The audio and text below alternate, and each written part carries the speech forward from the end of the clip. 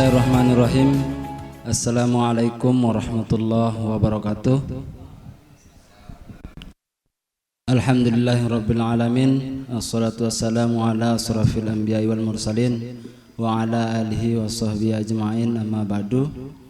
Yang sama-sama kita hormati Bapak Kepala Sekolah SDN 1 Dasan Gerie dan Ibu narasumber, yang sama-sama kita hormati para peserta diseminasi yang berbahagia.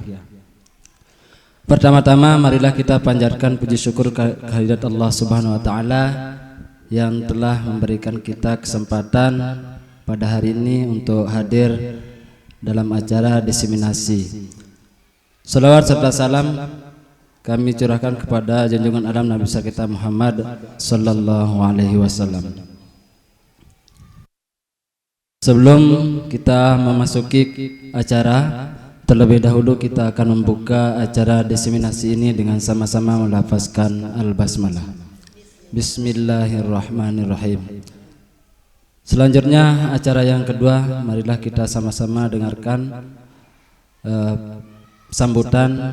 Dalam hal ini akan disampaikan oleh Bapak Kepala Sekolah SDN 1 Dasan Gerie. Waktu dan tempat kami persilahkan.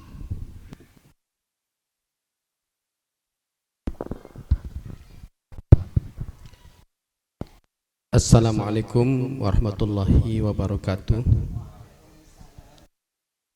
Selamat siang dan salam sejahtera untuk kita semua. Bismillahirrahmanirrahim. Alhamdulillahirabbil alamin. Wa bihi nasta'inu ala umurid dunya waddin. Wassalatu wassalamu ala asyrafil anbiya'i wal mursalin Sayyidina Muhammadin wa ala alihi washabbihi ajmain, amma ba'du. Yang saya hormati Ibu narasumber, yang saya hormati Bapak Ibu peserta diseminasi, singkatnya hadirin hadirat rahimakumullah. Mari kita panjatkan puji syukur kehadirat Allah Subhanahu wa taala, Tuhan yang Maha Esa, atas nikmat sehat sempat yang diberikan kepada kita semua, sehingga pada saat ini kita sama-sama dapat menghadiri kegiatan diseminasi modul 4 yang akan disampaikan oleh Ibu Auni Islihatun Diniyati, salah seorang calon guru penggerak angkatan ke-9 dari SD 1 Dasan Gerie. Bapak dan Ibu yang saya hormati, jadi kegiatan diseminasi ini merupakan salah satu tahapan dari diklat calon guru penggerak yang diikuti oleh teman kita ini. Pada kesempatan ini saya selaku kepala sekolah menyampaikan terima kasih yang sebesar-besarnya kepada Ibu Auni atas inisiatifnya untuk mendaftarkan diri sebagai CGP. Kemudian telah meluangkan waktunya yang banyak untuk mengikuti kegiatan pelatihan pendidikan calon guru penggerak ini. Kemudian sudah mempersiapkan, merencanakan semua bentuk kegiatan, termasuk pada hari ini kita mengikuti diseminasi. Jadi ini adalah salah satu modul kita semua, ya. Salah satu cara yang bisa kita tiru bagi terutama Bapak Ibu guru yang masih muda-muda untuk kedepannya bisa mengikuti program pemerintah.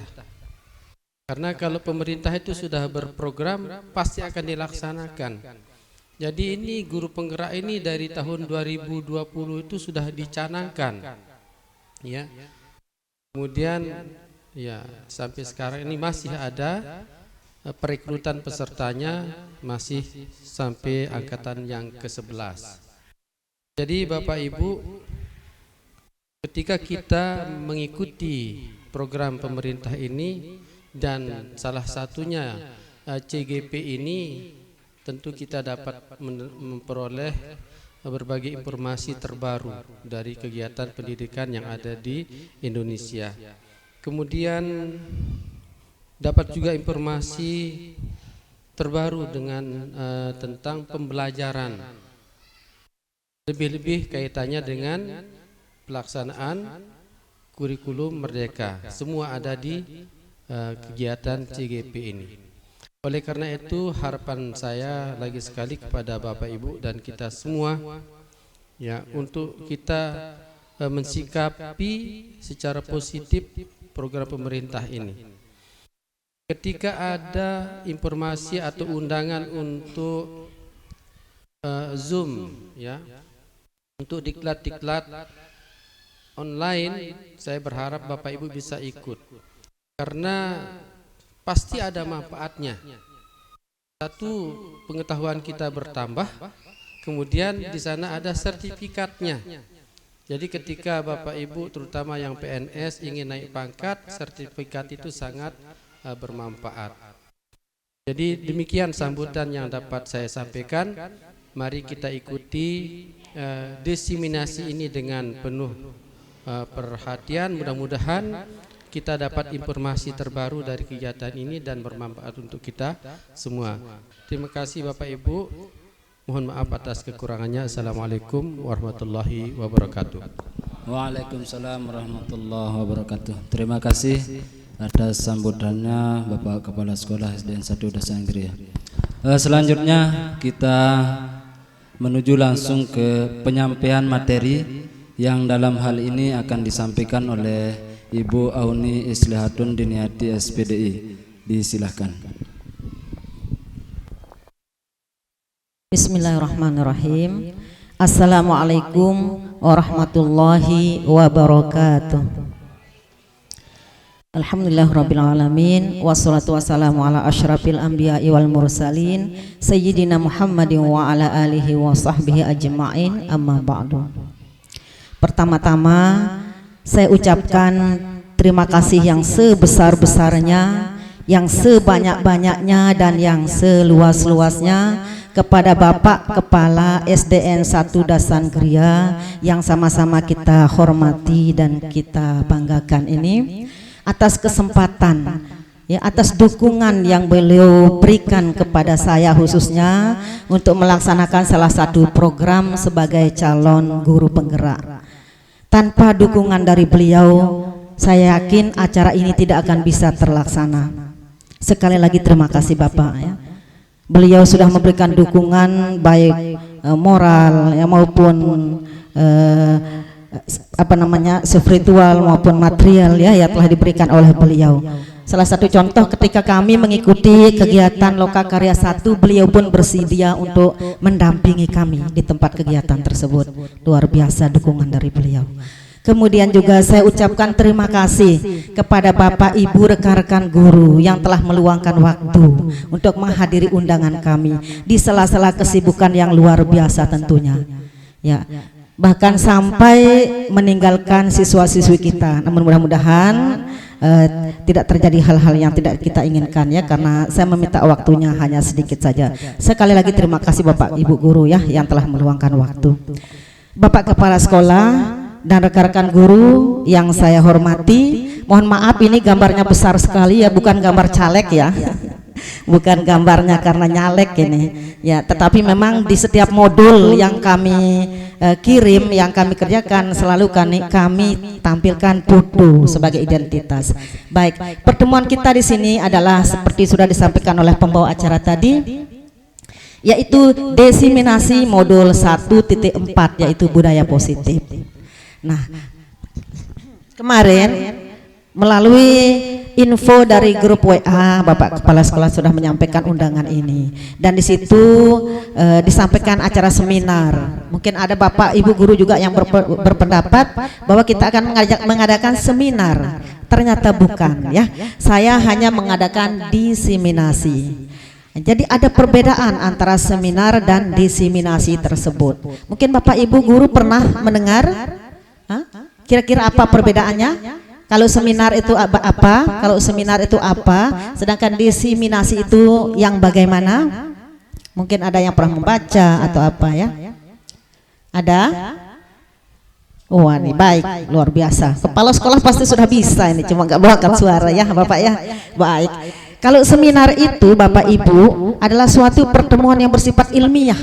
Biasanya kita membahas apa PTK atau karya ilmiah yang lainnya untuk membahas suatu permasalahan tersebut. Itu baru seminar. Tapi yang akan saya lakukan adalah diseminasi. Apa itu diseminasi? Yaitu proses penyampaian informasi atau pengetahuan dari apa yang sudah saya dapat, apa yang sudah saya pelajari dari modul 1.4 ini, yaitu khususnya tentang budaya positif. Baik, next. Iya. Budaya positif. Agenda hari ini sudah tadi disebutkan oleh pembawa acara, mungkin bisa kita lanjutkan saja. Iya. Nah, kita ice breaking sebentar Bapak Ibu ya.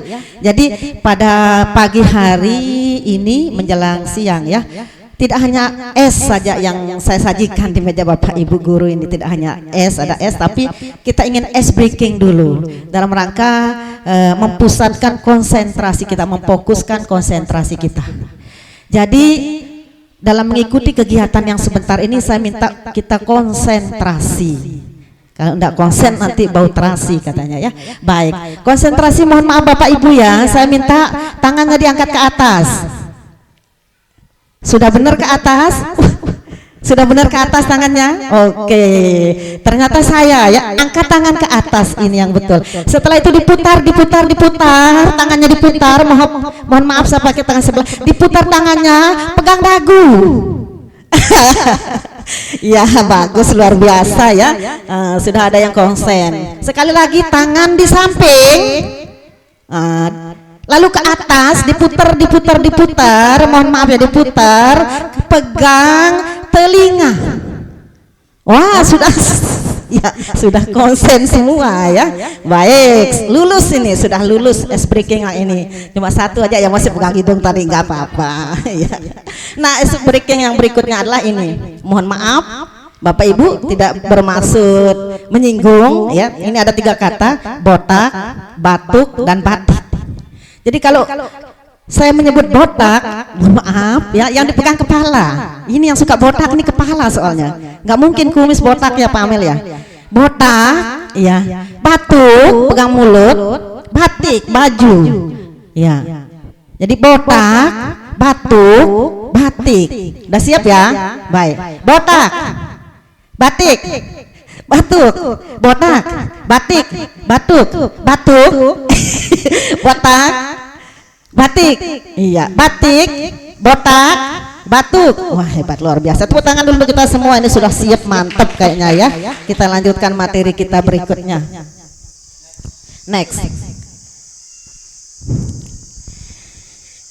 Nah, ini dia.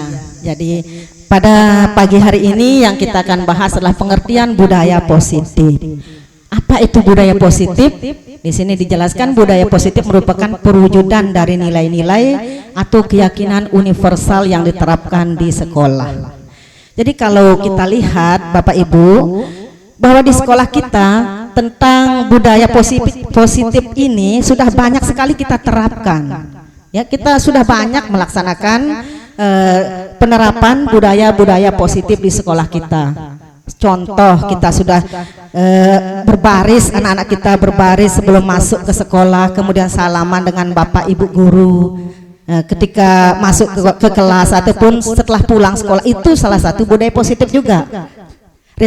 Literasi baca Quran, kemudian membersihkan sampah dan lain sebagainya. Semua itu merupakan budaya atau budaya positif dan perwujudan nilai-nilai atau keyakinan universal yang diterapkan sekolah. Jadi budaya positif itu ada yang bersifat universal ya, ada yang bersifat ruang lingkupnya hanya di kelas. Kalau yang di universal tentunya ini salah satu contoh tata tertib sekolah dan lain sebagainya.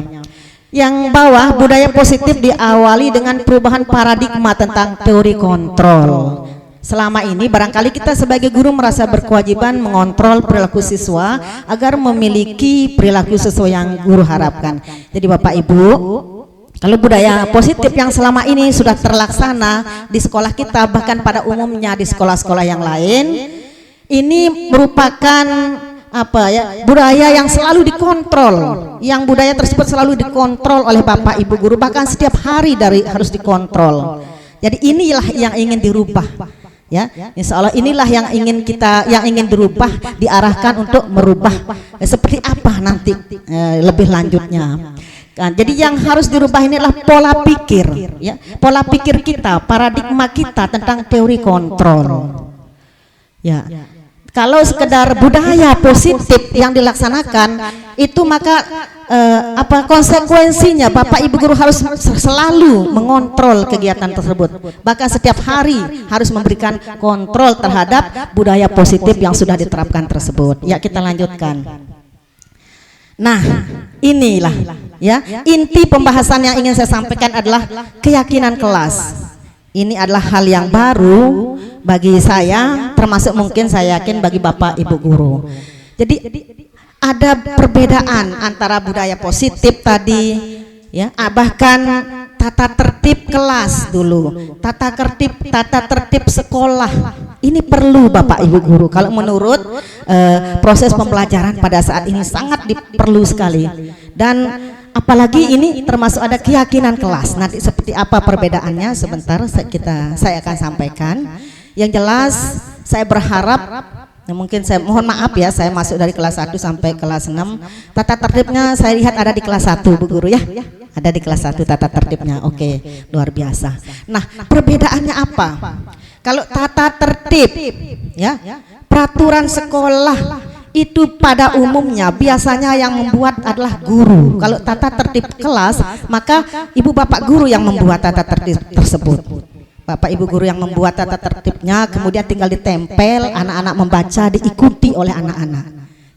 Begitu juga kalau tata tertib sekolah, mungkin kepala sekolah bisa membuat tata tertib tersebut lalu ditempel. Nah, kalau keyakinan kelas beda.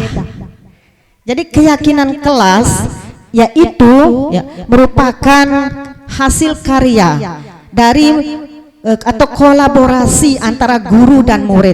Nah, kolaborasi antara guru dan murid. Jadi ini yang dituntut oleh kurikulum saat ini, bahwa masing-masing kelas harus memiliki keyakinan kelas, dan ini belum saya lihat ada di sekolah kita. Nah, mudah-mudahan nanti selesai ini.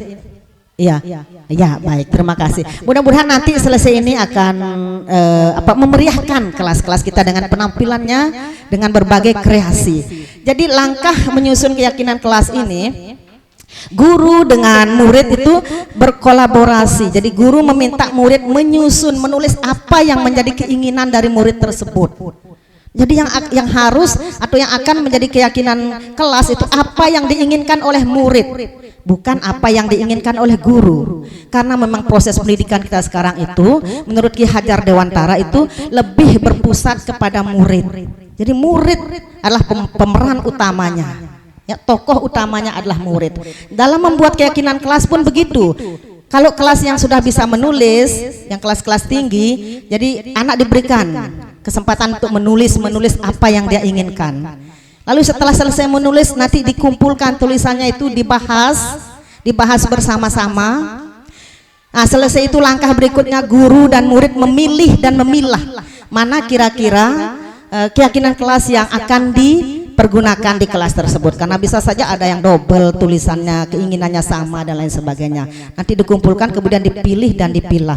Setelah itu, setelah memilih dan memilah nanti, nah disinilah peran guru membahasakan keyakinan tersebut, membantu siswa untuk membahasakan keyakinan tersebut dengan menggunakan bahasa positif, bahasa yang menarik. Bahkan kalau kelas yang lebih tinggi lagi selesai menyimpulkan, menyepakati keyakinan kelas yang akan diambil, setelah itu membuat desainnya, dikasih desain seperti ini ya, gambar-gambar yang bagus. Itu harus berkolaborasi antara guru dan murid. Itulah yang dimaksud dengan keyakinan kelas. Nah, ini keyakinan kelas akan menyebabkan seseorang atau murid akan lebih tergerak dan bersemangat untuk menjalankan apa yang ia yakini daripada mengikuti serangkaian peraturan. Jadi keyakinan kelas ini apa yang diinginkan oleh murid, apa yang diyakini oleh murid. Jadi sehingga nanti ketika murid melakukan hal-hal yang melanggar dari keyakinan kelas tersebut, tinggal disuruh baca. Tuh, lihat, baca keyakinan kelas yang sudah kalian yakini, yang sudah kalian sepakati dan buat bersama. Nah, ini yang saya harapkan bisa kita realisasikan di sekolah kita ya. Mudah-mudahan bisa di masing-masing kelas kita buat keyakinan kelas yang bagus. Bahkan di sekolah kita buat keyakinan kelas dengan menggunakan spanduk atau apa yang besar, biar setiap hari anak murid bisa membacanya.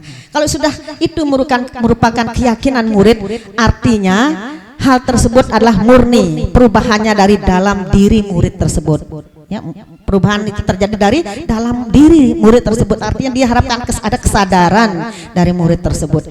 Kalau hanya budaya positif, mohon maaf ya, wah ini bagus luar biasa, kelas 5 ini sudah mulai menerapkan budaya bersih. Ya, tapi itu karena kita belum membuatnya dalam bentuk keyakinan kelas. Setiap hari kita harus umumkan. Mari anak-anakku sekalian sebelum masuk kelas silakan bersihkan, pungut sampah yang ada di halaman sekolah dan lain sebagainya.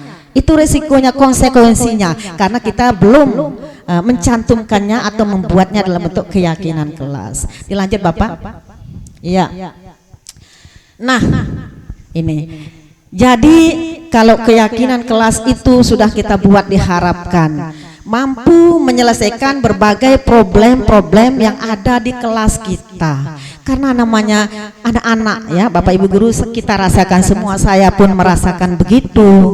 Ya, mungkin murid kita 30, 3 yang membuat kerusuhan misalnya, 3 yang berbuat hal-hal yang negatif, tapi itu mengganggu konsentrasi kita dalam mengajar yang lainnya, yang 30 tersebut.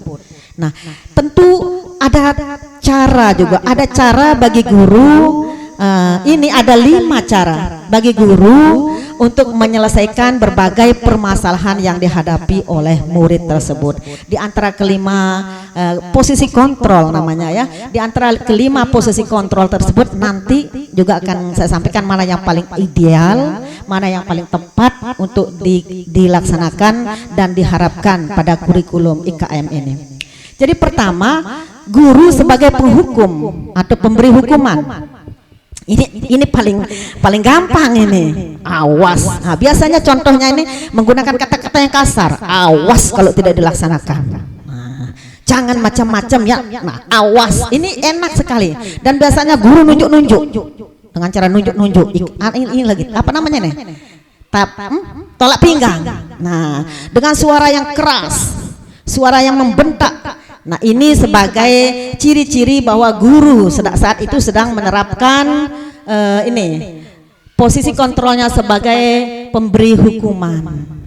Nah, dikhawatirkan Bapak Ibu, ya, dikhawatirkan kalau kita menyelesaikan permasalahan dengan teori ini kontrol guru sebagai pemberi hukuman, dikhawatirkan akan terjadi dampak yang kurang baik. Contoh dampak yang tidak baik, murid menjadi kesal, marah kepada guru tersebut, kesal, marah, bahkan yang parah lagi bisa saja seorang murid itu memiliki rasa dendam kepada gurunya. Awas Pak Guru itu. Awas. Makanya untung kita muridnya kecil-kecil. Di sekolah yang muridnya SMA, SMK dan lain sebagainya, dan ini sudah viral terjadi sampai masuk berita, ada murid yang bacok gurunya gitu. Guru olahraga. Tapi untung ini kalau Pak Guru Wahab baik, dibacok oleh muridnya guru olahraga. Ini karena ini bisa jadi karena sang guru tersebut sudah menerapkan posisi kontrol pemberi hukuman. Itu. Ya, berikutnya ya, di samping merasa dendam, marah, emosi murid ya, mungkin kalau ketemu di jalan nggak mau disapa gurunya, nggak mau ditegur, dicuekin. Nah, itu tanda tanya ya, apa yang sudah saya lakukan kepada murid tersebut. Nah, bisa juga jika kita menerapkan teori pemberi hukuman ini, maka murid akan tidak suka dengan guru tersebut, tidak suka. Suka. Nah, mengakibatkan juga tidak suka pada materi atau mata pelajaran yang diajarkannya. Mungkin masing-masing kita punya pengalaman Bapak Ibu ya, termasuk saya. Bayangkan, waktu PGA saya masih ingat ini. Waktu PGA ada seorang guru matematika, gurunya itu nggak bisa senyum, serius, nggak bisa senyum. Kemudian sedikit-dikit kalau satu yang salah, hukum semua keluar, baris di halaman. Ya, teman-teman, apa yang dilakukan oleh teman-teman yang lain? Ya kalau saya sih alhamdulillah, saya murid yang manut ya, murid yang manut, tidak macam-macam. Teman-teman yang lain ketika satu hari diinformasikan, mana Pak Guru matematika hari ini tidak masuk, kenapa? Sakit. Alhamdulillah. Bayangkan, hore, apalagi itu tambah kata hore ya, hore, alhamdulillah Bapak Guru tidak masuk, Bapak Guru sakit. Nah ini dikhawatirkan kalau guru selalu menggunakan teori kontrol pemberi hukuman tersebut. Nah seperti itu. Kemudian yang berikutnya adalah pembuat rasa bersalah. Nah di sini guru menegur siswa menggunakan bahasa yang lebih halus dari yang tadi. Kalau tadi lebih tinggi pemberi hukuman, yang ini lebih halus, tetapi condong memojokkan siswa. Nah, contoh kata tersebut. Bagaimana kamu ini? Kamu selalu terlambat datang sekolah. Kalau kamu seperti ini terus, nanti saya yang disalahkan oleh Bapak Kepala Sekolah. Nah, anak. Nah, seperti ini. Antara lain bahasanya ya. Jadi murid tersebut merasa terpojok. Waduh, ya saya salah. Saya salah. Mengakibatkan murid bisa minder, tidak percaya diri karena telah melakukan kesalahan. Ini juga menurut arah dari pendidikan kita saat sekarang ini kurang tepat untuk dilaksanakan, pembuat rasa bersalah. Yang ketiga, posisi kontrol guru sebagai teman. Nah, di sini teman, kita anggap murid sebagai teman, sehingga murid tersebut kalau sudah merasa berteman dengan kita harapkan bisa curhat apa masalah yang dihadapinya baik di rumah maupun di sekolah, dia bisa curhat kepada kita. Tetapi ternyata ada juga sisi negatifnya. Ya, konsekuensinya kalau kita menganggap murid sebagai teman, sini nak kita makan bareng, misalnya Pak Amil ya, diajak makan bareng muridnya, diharap minum, berapun ditraktir sekali waktu, ayo ke kantin, Bapak belikan jajan. Jadi digandeng terus, dibarengin terus muridnya. Ada juga sisi negatifnya, ya, yaitu murid akan menjadi manja. Murid akan manja terjadinya kalau kita terus menggandengnya, mendekatinya sebagai teman. Murid akan menjadi manja. Dan tidak cukup itu, ya, murid merasa ketergantungan kepada guru tersebut.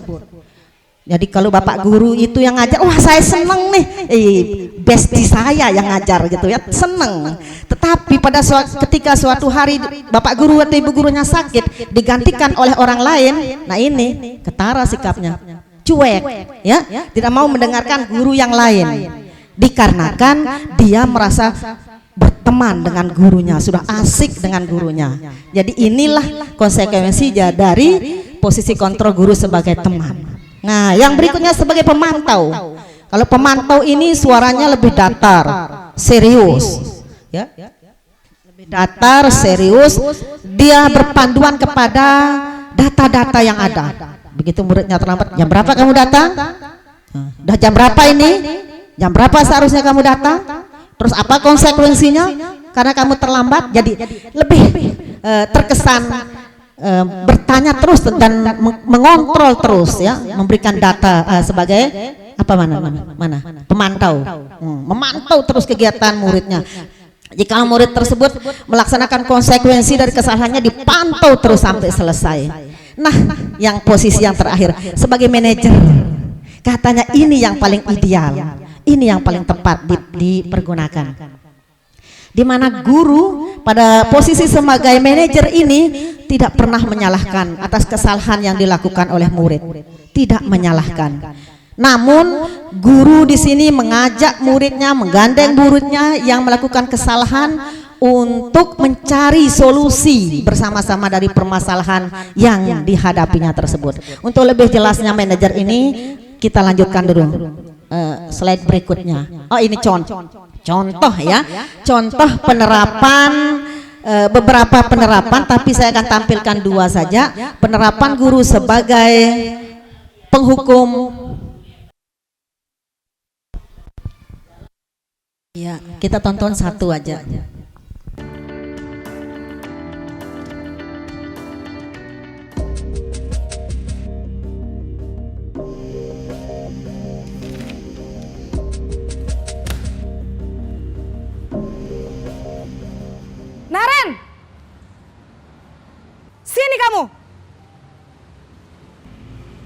Selamat pagi, Bu.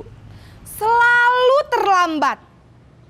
Kamu deh, pasti terlambat. Maaf, Bu. Saya... Apa? Apa coba? Alasan kamu apa lagi? Kapan sih kamu tidak terlambat? Malas sekali ya kamu jadi anak. Saya... Dasar pemalas. Gak kapok-kapok sih kamu. Sudah berapa kali terlambat? Sana, kamu keliling lapangan basket 2 kali. Kenapa saya harus keliling lapangan basket, Bu? Kenapa? Kamu mau lawan ibu? Berani-beraninya jawab. Sudah terlambat, masih berani jawab pula.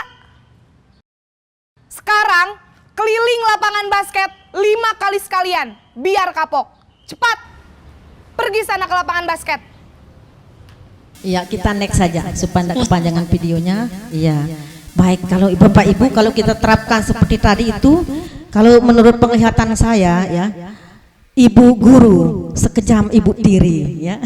Bahkan ibu guru lebih kejam daripada ibu tiri kalau kita menerapkan semacam itu. Nah, jadi antara kelima posisi kontrol tersebut yang paling ideal adalah ini, yaitu sebagai manajer. Nah, langkah apa ya? Langkah yang diterapkan oleh seorang guru dalam menyelesaikan masalah dengan tadi posisi kontrol sebagai manajer tersebut adalah namanya restitusi. Nah, restitusi. Apa yang dimaksud restitusi? Restitusi itu menciptakan kondisi bagi murid untuk memperbaiki kesalahan mereka sehingga mereka bisa kembali pada kelompok mereka dengan karakter yang lebih kuat. Jadi itu yang diharapkan. Ya, saat murid melakukan kesalahan, ya, guru tidak menghukum namun mencari solusi supaya murid tetap merasa percaya diri dan bisa kembali kepada kelompok mereka dengan karakter yang lebih kuat. Apa langkah dari restitusi ini? Ada 3 ya, sehingga dinamakan segitiga restitusi. Yang pertama, menstabilkan identitas. Ini sudah saya peragakan kemarin pada saat melakukan tugas demonstrasi kontekstual bersama 2 orang murid saya dari kelas 3 yang saya ambil, yaitu Izairo dan M. Sabrili. Iya. Dari kelas 3 saya sudah peragakan di sini. Pada saat itu Izairo memerankan sebagai seorang anak yang terlambat datang ke sekolah, kemudian M. Sabrili sebagai murid yang menyontek pada saat ulangan. Itu sudah saya share di WA ya, yang bidang demonstrasi kontekstual. Mungkin nanti Bapak Ibu guru bisa melihatnya di situ. Nah, langkah dari segitiga restitusi tadi yaitu pertama, menstabilkan identitas. Kata-kata yang dipakai oleh guru untuk menstabilkan identitas yaitu setiap orang pasti pernah melakukan kesalahan. Kamu bukan satu-satunya yang pernah melakukan ini. Nah, begitu. Seperti yang saya sampaikan pada Izairo saat itu. Jadi ketika dia saya panggil di sini, lalu saya sampaikan kepada Izairo, tidak apa-apa gitu kan. Melakukan kesalahan adalah hal yang wajar. Jadi melakukan suatu kesalahan itu adalah manusiawi. Bu guru juga pernah melakukan kesalahan. Bu guru juga pernah datang terlambat ke sekolah. Ketika itu ban motor bu guru kempes di jalan, jadi terpaksa ibu tampal dulu. Kemudian ibu pompa dulu, dan itu menyebabkan saya terlambat untuk datang ke sekolah. Tidak apa-apa, itu hal yang sudah biasa. Nah, itu menstabilkan identitas. Kemudian langkah yang berikutnya ke sana, validasi. Sebenarnya bukan kebutuhan, dia salah tulis dari sana. Validasi kesalahan yang tepatnya ya. Nah, kata-kata yang digunakan, kamu tentu punya alasan mengapa melakukan itu. Apa yang membuat kamu melakukan hal tersebut? Nah, jadi setelah kita gali, jadi melakukan kesalahan adalah hal yang biasa. Dan bu guru kan sudah mengutarakan alasannya tadi kenapa datang terlambat. Tentunya kamu juga punya alasan. Kira-kira apa alasanmu datang terlambat? Nah, itu bentuk-bentuk yang menunjukkan validasi kesalahan. Lalu langkah yang ketiga yaitu menanyakan keyakinan kelas. Nah, kalau sudah kita sampaikan tadi memvalidasi kesalahan sudah, lalu kita tanyakan, kira-kira terlambat datang ke sekolah itu sudah merupakan keyakinan kelas yang kamu sepakati? Nah, apakah keyakinan kelas yang telah kamu sepakati? Apa kamu masih ingat? misalnya ya. Nah, jadi ingat Bu, keyakinan kelas saya adalah tidak boleh datang terlambat. Ya, membuang sampah pada tempatnya dan lain sebagainya. Nah, setelah murid ini menyampaikan keyakinan kelasnya, lalu kita tanya, kamu ingin menjadi apa? Ya, solusi kira-kira dari permasalahan yang kamu hadapi ini seperti apa? Kedepannya kamu mau menjadi seperti apa? Lalu kapan kamu mau mulai melakukannya, mulai mengadakan perubahan? Ya, seperti itu. Lanjut aja, kita nanti menyaksikan satu video lagi. Nah, di sini penerapan segitiga restitusi. Kita saksikan satu video saja.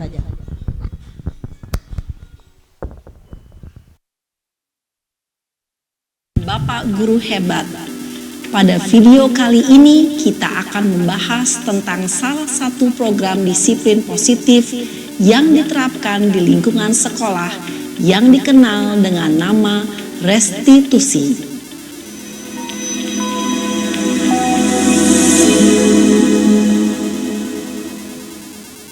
Restitusi dikembangkan oleh pakar pendidikan Diane Gosson, berlandaskan pada teori kontrol Dr. William Glasser. Segitiga restitusi adalah suatu proses dialog yang dijalankan oleh guru atau orang tua agar dapat menghasilkan murid yang mandiri dan bertanggung jawab. Pada saat guru di posisi manajer, aspek yang dikembangkan pada murid adalah motivasi intrinsik, sehingga penanaman nilai-nilai kebajikan dapat tumbuh dan berkembang menjadi suatu kebiasaan positif yang akhirnya membentuk karakter murid. Proses dialog ini terdiri dari 3 langkah yang digambarkan pada ketiga sisi pada segitiga restitusi. Sisi pertama adalah menstabilkan identitas. Sisi yang kedua adalah validasi tindakan yang salah. Dan sisi yang ketiga adalah menanyakan keyakinan.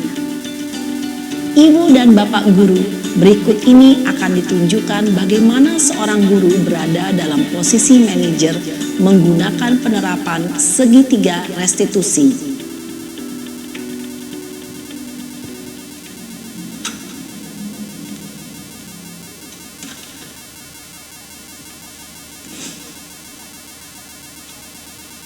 Siang Sarah. Siang Pak. Sudah lama nggak ketemu Sarah. Kenapa hari ini ada di sini? Kesel Pak, kesel banget. Masa aku dikatain tukang fitnah Pak? Ya aku marah lah. Aku balik ngatain Eka di depan kelas. Kesel banget. Oh begitu. Ya pasti kamu marah dan kesal. Bapak juga akan marah apabila ada yang menuduh Bapak seperti itu. Kemudian pada saat itu kamu mau melakukan apa? Ya saya langsung ngatain Eka lah Pak. Kesel banget. Saya bentak-bentak dia depan teman-teman lain. Oh begitu. Pasti kamu melakukan seperti itu karena suatu alasan tertentu bukan? Iyalah, masa saya diam saja Pak? Ya saya bela diri lah. Masa saya dituduh tukang fitnah? Ya wajarlah. Mempertahankan harga diri itu sesuatu yang penting buat kamu. Untung kamu tidak bertindak lebih gegabah lagi. Hanya membentak-bentak. Iya Pak. Untung saya masih bersabar dan hanya membentak saja. Sudah gemes padahal. Saya pasti bela diri lah. Ya pasti ya. Tapi kamu memilih untuk tetap bertahan dan bersabar. Kamu memilih untuk tidak berbuat lebih parah lagi bukan? Iya. Nah sekarang coba kita lihat lagi tindakan kamu yang bentak-bentak Eka di kelas. Tindakan kamu itu kira-kira sesuai dengan keyakinan kelas atau prinsip kamu tidak? Enggak lah Pak. Capek Pak jadi pemarah. Jadi keyakinan atau prinsip mana yang kurang sesuai dengan keinginan kamu? Ya, saya sebenarnya sangat menghargai orang lain. Mungkin saat itu saya menjadi emosi, jadi tidak menunjukkan sikap itu. Kamu meyakini tidak? Menghargai orang lain itu penting buat kamu. Yakinlah Pak. Iya, setuju. Kita harus saling menghargai. Namun ada juga keyakinan yang kita sepakati yang perlu kita jalankan apabila kita sedang marah bukan? Ya saya bisa lebih proaktif, mulai dengan diri sendiri. Saya bisa jadi lebih bersabar, mengambil waktu jeda untuk berpikir mau apa selanjutnya. Kira-kira kamu bersedia memperbaiki masalah ini tidak? Bersedia Pak. Kalau kamu memperbaiki masalah ini, kamu akan menjadi orang seperti apa? Saya akan menjadi orang yang bertanggung jawab kali ya Pak. Dan senantiasa proaktif. Iya, menurut kamu bagaimana rasanya menjadi orang seperti itu? Ya nyaman lah, bangga bisa bersabar dan menahan diri. Baiklah kalau begitu. Yuk kita pikirkan bagaimana memperbaiki masalah ini. Baik, jadi itu ya Bapak Ibu sekalian, kita sudah menyaksikan bagaimana cara salah seorang guru dalam menyelesaikan kasus siswanya. Betul-betul dengan wajah yang damai ya, wajah yang damai, adem, tidak ada sama sekali menunjukkan rasa emosi, marah dan lain sebagainya. Inilah posisi kontrol guru sebagai seorang manajer. Bapak Ibu guru sekalian yang saya hormati, ini adalah kenali kebutuhan dasar manusia. Jadi kenapa banyak terjadi kasus di sekolah kita atau di tempat-tempat lain? Tentu ada alasannya. Jadi siswa melakukan suatu kesalahan, suatu tindakan yang negatif, pasti ada kesalahannya, pasti ada alasannya maksud saya. Pertama alasannya yaitu bertahan hidup. Sama juga dengan orang dewasa ya. Kenapa dia sampai mencuri, kenapa dia sampai merampok ya, kenapa dia sampai mencopet dan lain sebagainya, itu mungkin karena kebutuhan hidupnya yang sangat mendesak untuk bayar hutang, untuk nafkahi anaknya, untuk membiayai keluarganya, istrinya yang sakit dan lain sebagainya, termasuk juga anak-anak. Jadi mereka bisa saja melakukan hal negatif dalam rangka untuk bertahan hidup, rasa lapar ya, kalau lebih luas lagi tidak nyaman, tidak punya rumah dan lain sebagainya. Salah satu contoh bertahan hidup, kita pernah mengalami di kelas kita kasus di kelas 2 yang kasusnya itu suka mencopet, malak ya, suka malak temannya, walaupun 1.000 2.000 dipalak temannya gitu. Banyak yang lapor bahwa dipalak. Saat itu dipanggil oleh Bapak Kepala Sekolah bersama saya dan beberapa rekan guru di ruang guru. Apa katanya? Kenapa kamu memalak temanmu? Dia bilang lapar. Iya, lapar Bu. Jadi karena lapar dia memalak temannya. Nah, jadi kita tahu sumber dia melakukan perbuatan negatif adalah karena rasa lapar. Nah, mungkin di situ cara penyelesaiannya guru bisa saja berkomunikasi dengan orang tua untuk menyelesaikan masalah tersebut. Kemudian juga masalah kasih sayang dan rasa diterima. Sama saja orang dewasa dengan orang anak-anak juga butuh rasa cinta dan kasih sayang. Ya, kata Pak Guru Wahab, kalau kurang kasih sayang di rumah bisa saja melakukan selingkuh katanya. Selingan indah keluarga utuh. Bukan begitu Pak Guru ya? Kurang kasih sayang di rumah, dia cari di luar. Banyak bapak-bapak yang menempuh cara yang kurang tepat, yaitu tadi selingan indah keluarga utuh. Begitu juga anak-anak, jika dia kurang kasih sayang di rumah, maka di sekolah dia akan melakukan tindakan-tindakan yang kira-kira bisa memenuhi rasa kasih sayangnya yang tidak cukup yang dia rasakan. Salah satu contoh real di kelas 6, Bu Guru Wali kelas 6, iya, adalah salah satu siswa yang paling sering membuat masalah di kelasnya. Ketika itu dipanggil oleh Bapak Kepala Sekolah juga memanggil, kemudian disuruh menulis apa yang dia inginkan. Ternyata keinginannya adalah dia ingin ayah dan ibunya menikah lagi.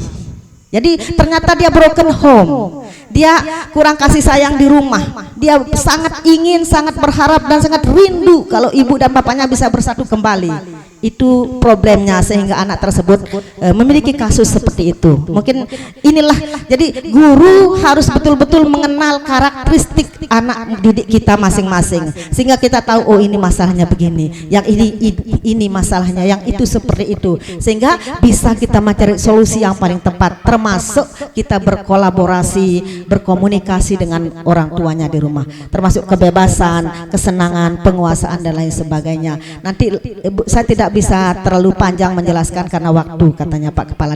Lanjut aja.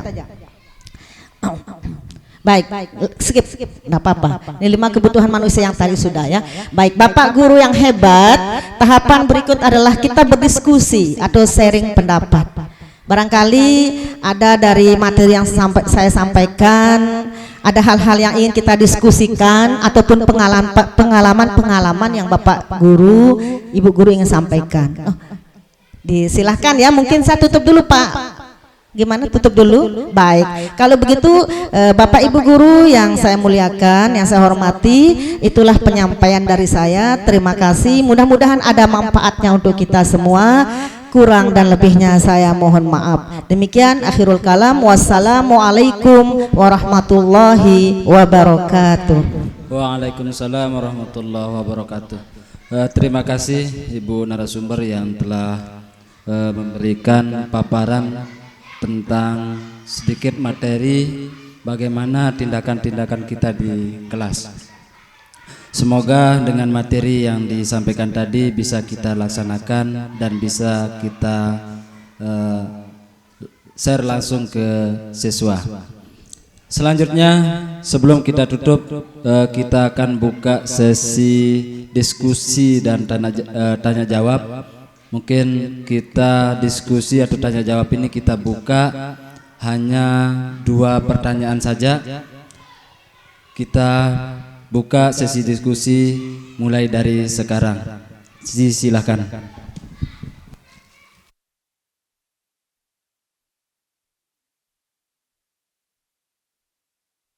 Silakan Bapak Ibu guru yang mau bertanya, silakan.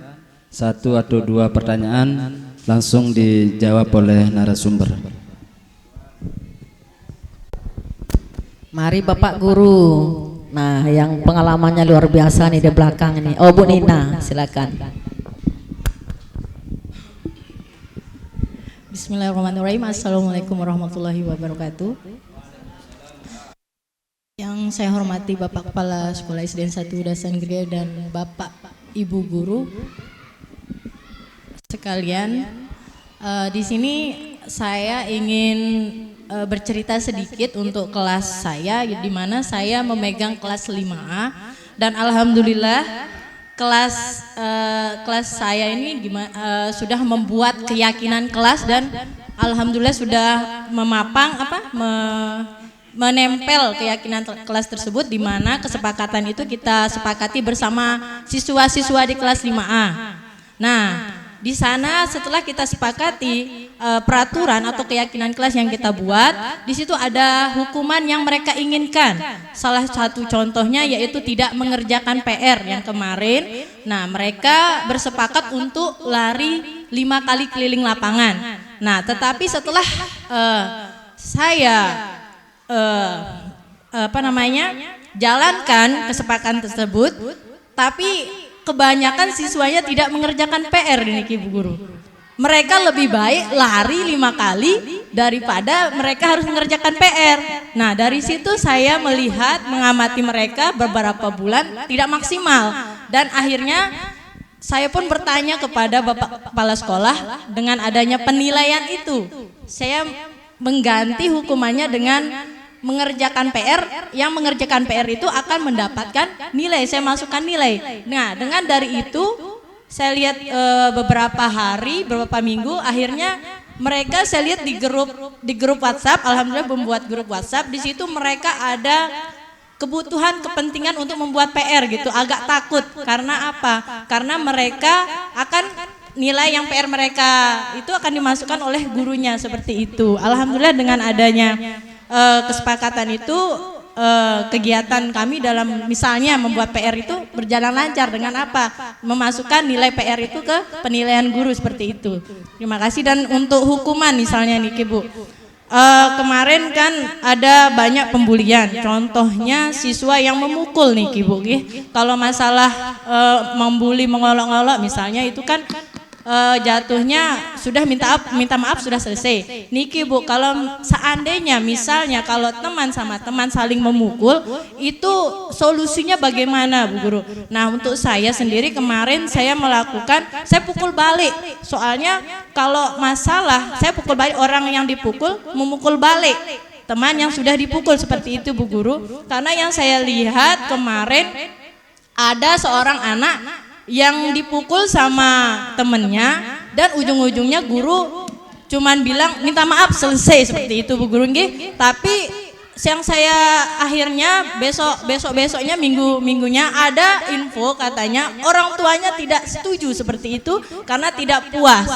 karena dia sudah tidak ada perlakuan bolak-balik untuk memukul, itu belum ikhlas seperti itu, karena udah selesai, sudah minta sudah, tapi dendamnya, keikhlasan itu belum ada. Nah, menurut ibu sendiri bagaimana, apakah hal yang saya lakukan itu sesuai atau tidak? Terima kasih. Assalamualaikum warahmatullahi wabarakatuh. Waalaikumsalam warahmatullahi wabarakatuh.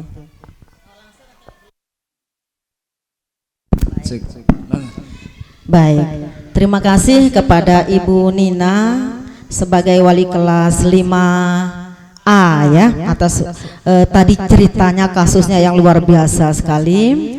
Dan juga menurut pendapat saya Ibu Nina, kasus yang pertama tadi ketika ketika ibu dan siswa-siswi sudah membuat kesepakatan kelas, yaitu salah satunya mengerjakan PR, mungkin mengumpulkan PR tepat waktu dan lain sebagainya.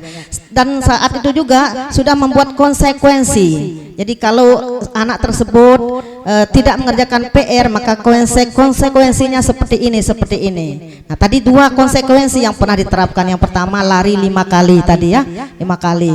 Nah, berikutnya yang kedua itu mengerjakan kembali PR. Kalau menurut hemat saya, ibu sudah benar, tindakannya itu sudah bagus, tepat sekali Bunda ya, sudah menyelesaikan solusi. Tapi memang kalau menurut pendapat saya, solusi yang kedua lebih tepat.